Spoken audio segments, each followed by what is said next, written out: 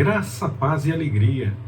A porção de hoje, recomendada para a leitura da Bíblia em um ano no plano sequencial, é 2 Coríntios, do capítulo 11 ao capítulo 13. 2 Coríntios é a mais autobiográfica das epístolas de Paulo, porque ela contém muitas referências a cada dificuldade que ele enfrentou no curso do seu ministério. Vemos isso, por exemplo, no capítulo 11, dos versículos 23 a 33. Paulo menciona todas essas coisas que ele passou para estabelecer a legitimidade do seu ministério, para mostrar que ele não escondia as dificuldades pelas quais ele passava, antes reconhecia que o Senhor estava cuidando de tudo, mesmo no meio das dificuldades, e também para ilustrar a natureza da verdadeira espiritualidade, sem contar, claro, com o fato de que ele queria mostrar que era ele mesmo que estava escrevendo, pois muitas cartas eram escritas em seu nome, sem na verdade ser ele de fato. Então ele registrava algumas coisas mais pessoais, que talvez só aquelas pessoas poderiam conhecer ou saber algumas coisas ou confirmar com ele, e aí então ele poderia passar a informação mais acertadamente. Então tinha toda essa preocupação com deixar claro que era ele mesmo quem estava escrevendo aquelas cartas. Ao defender o seu ministério, Paulo abre o seu coração para os irmãos de Corinto, mostrando uma emoção muito profunda. Ele revela o seu forte amor por aqueles irmãos lá de Corinto. Ele também mostra o seu zelo ardente pela glória de Deus.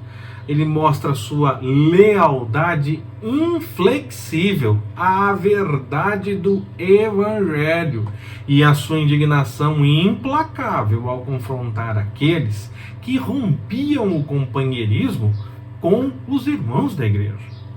Sua vida estava inseparavelmente ligada a desses convertidos. Eram realmente irmãos, tinham comunhão uns com os outros por conta do Evangelho, da busca pelo Senhor.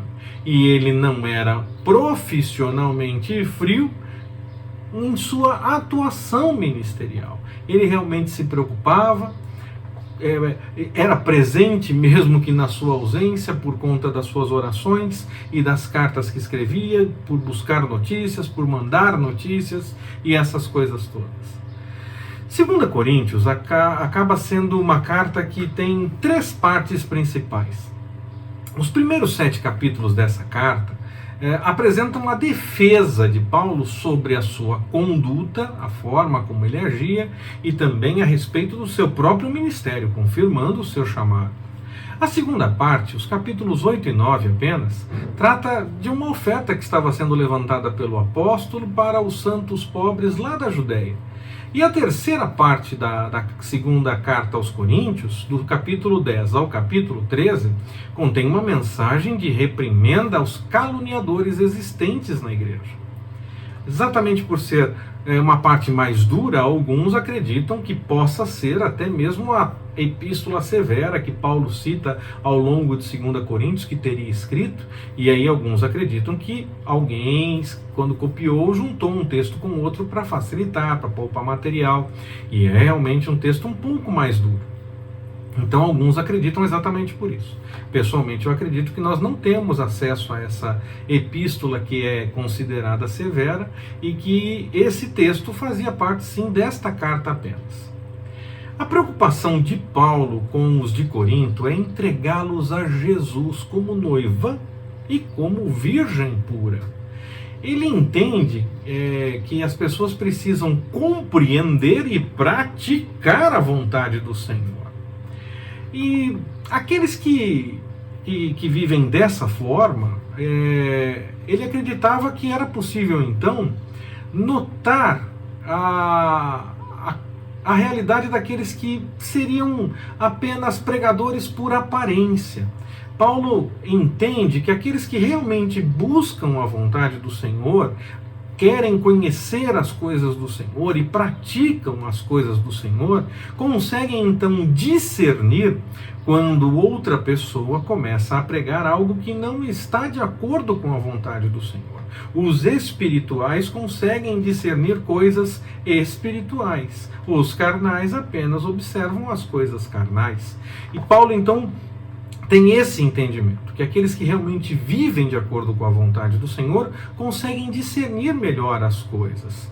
Nunca se deve julgar, nunca se deve ter uma ideia prévia a respeito de um pregador, ou a respeito de uma mensagem, a respeito de qualquer coisa. Não se deve ter uma imagem anterior, nem inocentando e nem condenando aquele que possa vir a apresentar a mensagem do Evangelho. Mas é necessário sim confrontar o que é dito com o que a palavra revela e observar os frutos daquele que fala em nome do Senhor.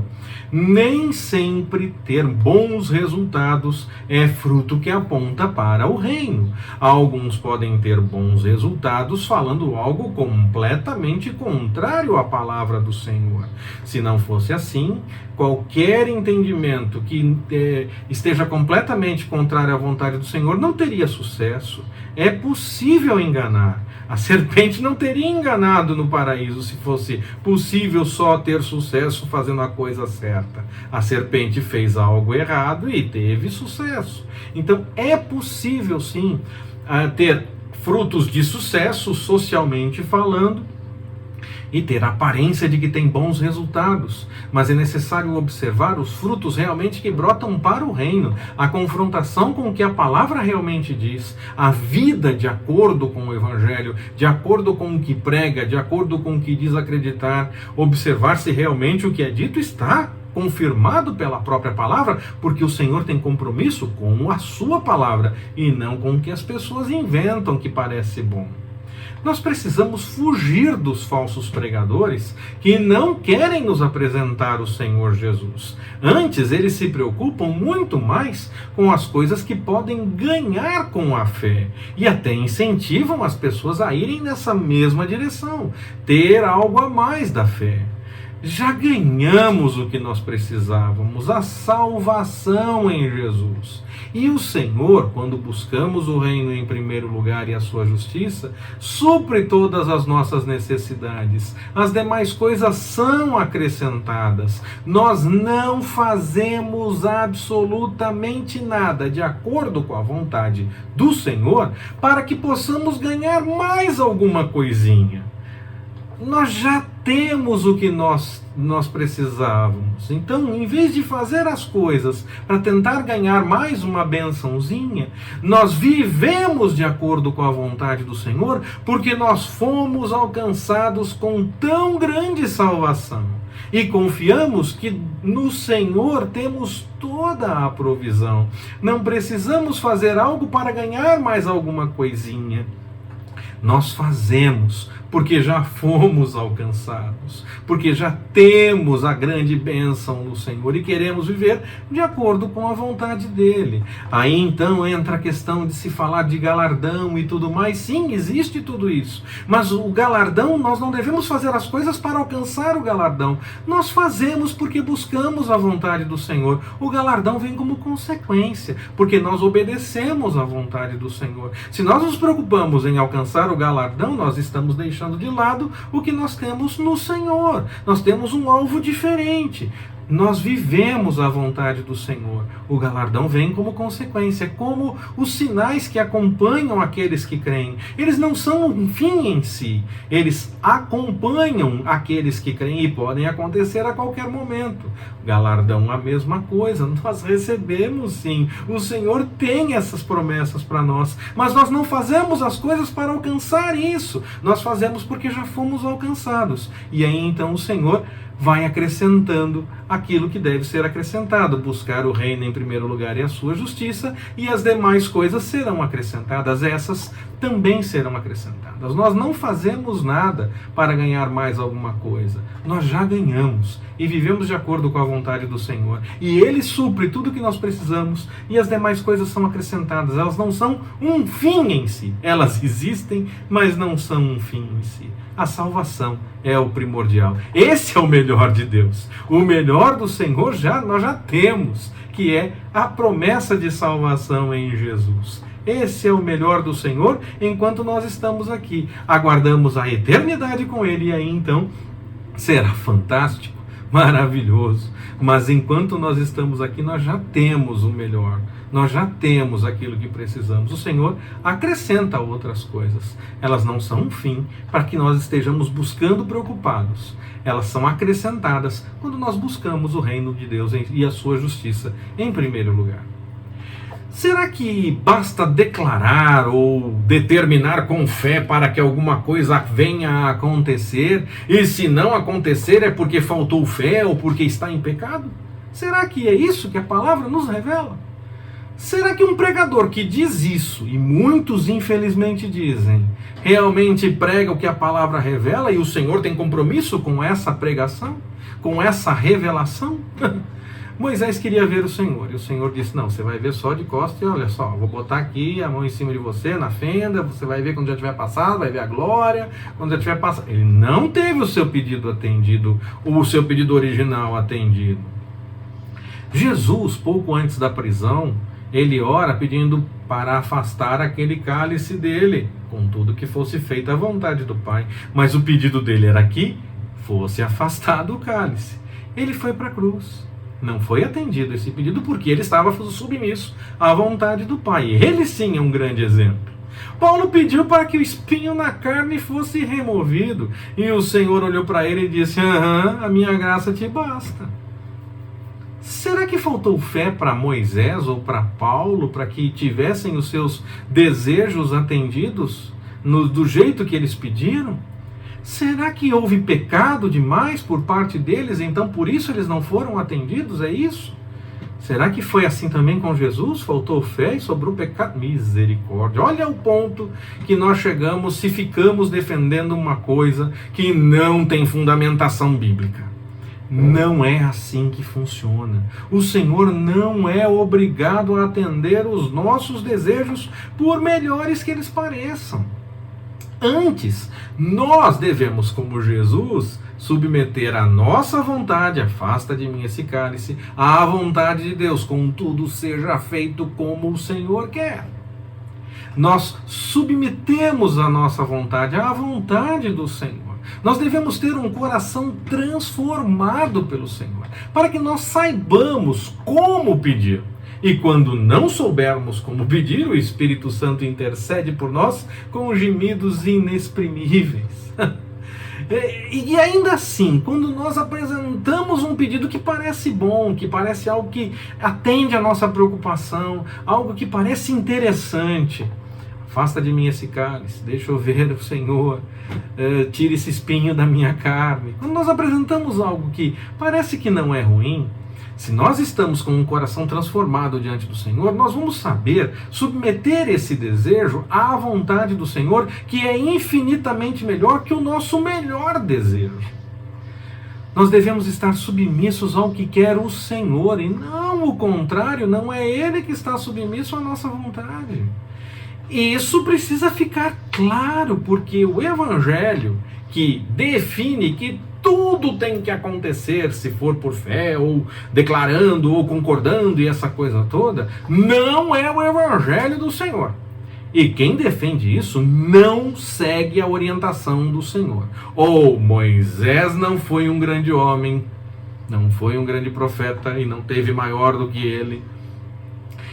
Paulo não foi um grande apóstolo, porque aí ele faltou fé para que tirasse o espinho da carne dele. E Jesus, bom, eu nem vou falar isso, porque daí a heresia é completa, não é verdade? Eu acho que nem precisava citar os outros dois exemplos. Basta parar para meditar nisso. O Senhor Jesus, o Filho unigênito do Pai, ele estava submisso à vontade do Pai. Ele estava submisso à vontade e nós vamos querer os nossos desejos atendidos porque temos fé, ou se não falta fé ou é pecado, tem que acontecer, tem que determinar, tem que ligar na terra e essa coisa toda. Tudo isso é verdade, o Evangelho nos diz isso, mas isso tudo submisso à vontade do Senhor. Nós já conversamos sobre isso. Tudo isso está escrito, determinar, a questão de concordar na terra, ligar na terra para ser ligado no céu, e essa coisa toda. Sim, se você crer e não duvidar, receberá, tem tudo isso sim, mas aquele que crê e não duvida está submisso à vontade do Pai. Nós já conversamos sobre isso nessas mensagens, nessa de capa a capa. Nós já tivemos a oportunidade de falar a esse respeito. Nós estamos sempre submissos à vontade do Senhor. Nós seguimos a orientação dele e não o contrário. Um coração que se agrada do Senhor e que tem então os desejos do seu coração atendido, uma pessoa que se agrada do Senhor e tem os desejos do seu coração atendido, é uma pessoa que busca a vontade do Senhor. Então os desejos do coração dessa pessoa deixam de ser meramente os seus desejos pessoais. Ainda que essa pessoa venha a apresentar os seus pedidos ao Senhor, como Moisés fez, como Paulo fez, ou como Jesus fez, essa pessoa que se agradou do Senhor está submissa à vontade dele e ele realiza o melhor. E o melhor do Senhor é muito melhor que o nosso melhor. Então nós aguardamos no Senhor e confiamos nele. Quem realmente crê e não duvida é aquele que faz orientado pelo Senhor, buscando a vontade dele para a glória do Senhor e não para ter os seus próprios desejos atendidos. O nosso coração é enganoso.